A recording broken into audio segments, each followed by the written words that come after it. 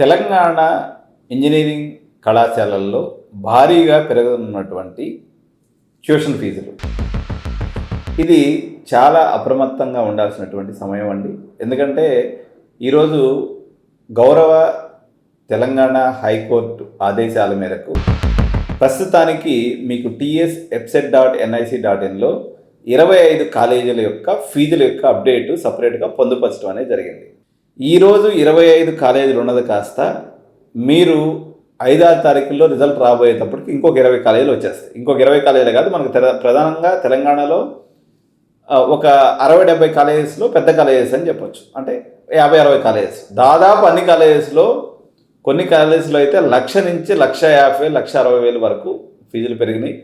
చాలా జాగ్రత్తగా మీరు ఫీజులు చూసుకొని పెట్టుకోవాలి.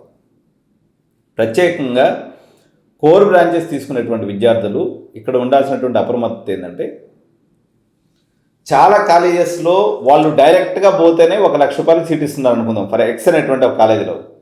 అలాంటి కాలేజెస్లో కూడా 1,50,000, 1,50,000 రూపాయలకి ఫీజులు మార్చేస్తారు. ఇవి కూడా ఇంకా ఫైనల్ ఫీజులు కాదట.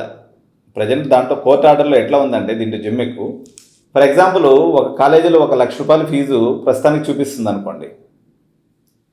రేపు ఫైనల్ హైకోర్టు ఆర్డర్ వచ్చేటప్పటికి మరో 20,000 కూడా పెరగవచ్చు.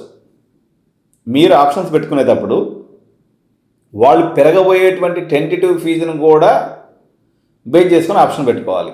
ఫైనల్గా నేను చెప్పొచ్చేది ఏంటంటే, ప్రజెంట్ ఎగ్జిస్టింగ్ ఫీజు మీద ఆన్ యావరేజ్ ఒక 34,000 పెరుగుతుంది, అట్లీస్ట్ ఒక 30,000 పెరుగుతుంది.